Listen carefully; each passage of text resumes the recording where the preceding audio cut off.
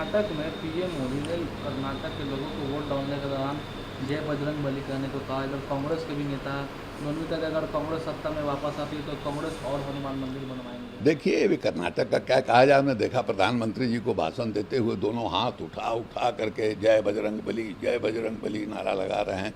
पता नहीं election commission कहाँ सोया हुआ है भाई। इस तरह का धार्मिक नारा जो है लगाना, जो कोड ऑफ कंडक्ट है उसके खिलाफ है।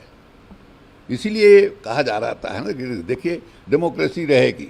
अब इलेक्शन कमीशन को चुनाव कराना होता है, इलेक्शन कमीशन जो है ईमानदारी के साथ चुनाव कराए, यही संवैधानिक दायित्व है उसका। लेकिन इलेक्शन कमीशन में आप ऐसे लोगों को बैठा दीजिए जो आप कुछ भी कीजिए उधर आंख बंद किए रहेगा, आंख फेरे रहेगा वहाँ। तो यही स्थिति है यहाँ। तो इलेक्शन जो है फार्स हो जाएगा, उस डेमोक्रेसी का कोई मतलब नहीं रहेगा।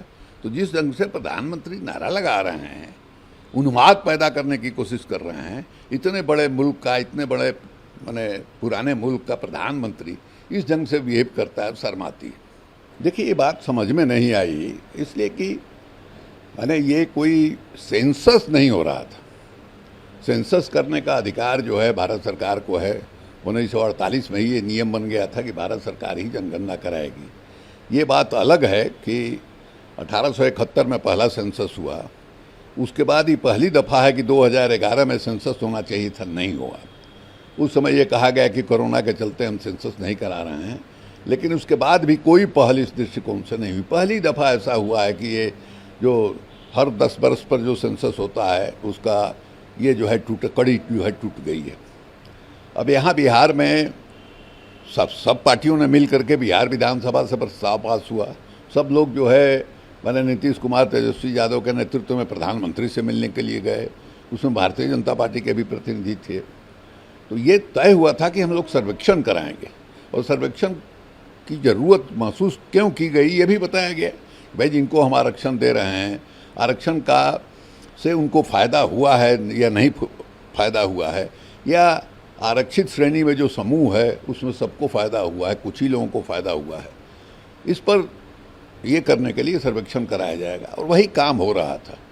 दूसरे चरण का भी लगभग 90% काम हो चुका था। 15 तारीख को दूसरा जो है पूरा होने वाला था। तब तक इसमें हमने देखा कि यूथ फॉर इक्वलिटी एक संगठन है नौजवानों का, वो सुप्रीम कोर्ट भी गया था। सुप्रीम कोर्ट से हाई कोर्ट जो है भेजा। ये लोग आरक्षण विरोधी हैं। जो मंडल पार्ट 2, मंडल कमीशन पार्ट 2 जो सेंट्रल माने गवर्नमेंट के अधीन जितने भी शिक्षण संस्थान है, IIT है, IIM वगैरह है, उसमें मैंने कांग्रेस के ही रिजीम में आरक्षण की व्यवस्था हुई थी एडमिशन में। उस समय ये संगठन बना था।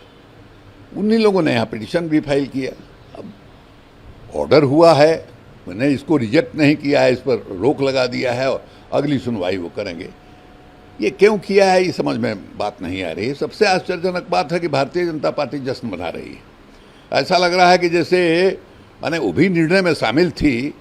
हाई कोर्ट ने इस तरह का रोक लगाया तो उनको थोड़ा दुखी होना चाहिए था। वो जो है जश्न मना रहे हैं। ऐसा लग रहा है कि भीतर से वो भी चाहते थे कि हाँ भाई हाई कोर्ट रोक दे। तो ये भारतीय जनता पार्टी का एक चरित्र रहा है। देखिएगा BP सिंह ने मंडल कमीशन लगाया था, उस समय आडवाणी जी जो है राम रथ यात्रा लेकर के निकल गए थे।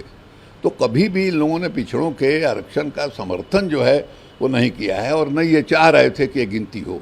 कौन लोग चाह रहे हैं कि गिनती नहीं हो? वही लोग चाह रहे हैं जिनकी संख्या कम है, और जो संसाधन है देश के अंदर, उन संसाधनों पर सबसे ज़्यादा कब्जा उन्हीं लोगों का है। जुडिशरी में वही लोग हैं, बड़े अफसरों में यही है। अभी राहुल गांधी ने सवाल उठाया था, भाई क्या कारण है कि शेड्यूल ट्राइब और OBC के सिर्फ 7 सेक्रेटरी भारत सरकार में हैं, सिर्फ 7।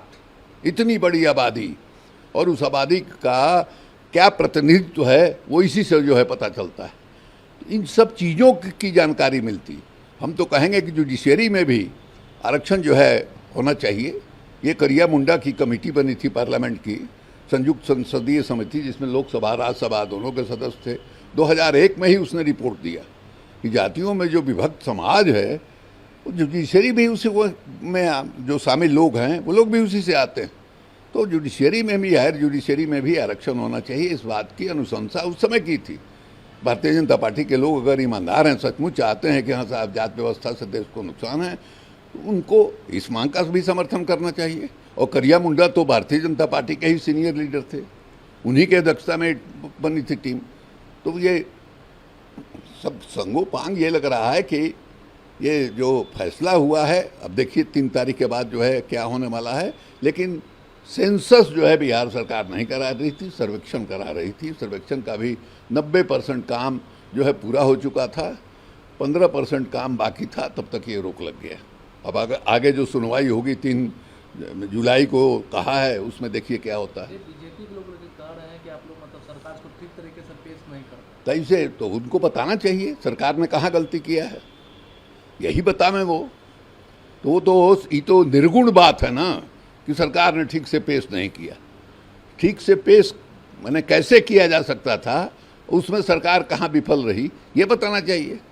निर्गुण ढंग से कह दिया कि नहीं साहब ये ठीक से पेश आपने नहीं किया। ठीक से क्या होता है भाई, टेक्निकल बात है ना भाई, कोई ऐसी बात तो है नहीं कि हम आपके सामने भाषण दे रहे हैं। टेक्निकल सवाल है, उसमें कहाँ जो है सरकार की फेलियर रही, कहाँ हमारे एडवोकेट जनरल से फेलियर रही, ये आप बताइए। आदमी भी उसको ग्रहण करने के लिए तैयार है, लेकिन इस तरह से झूठ मूठ का मन में आपके लड्डू फूल रहा है कि बहुत अच्छा हुआ। आप भी नहीं चाहते थे कि ये सर्वेक्षण हो, और आपके मन के लायक हो गया, और इसी में सीधे दूसरे आपको सरकार पर आक्रमण करने का भी बहाना मिल गया कि ठीक से नहीं किया है सरकार ने।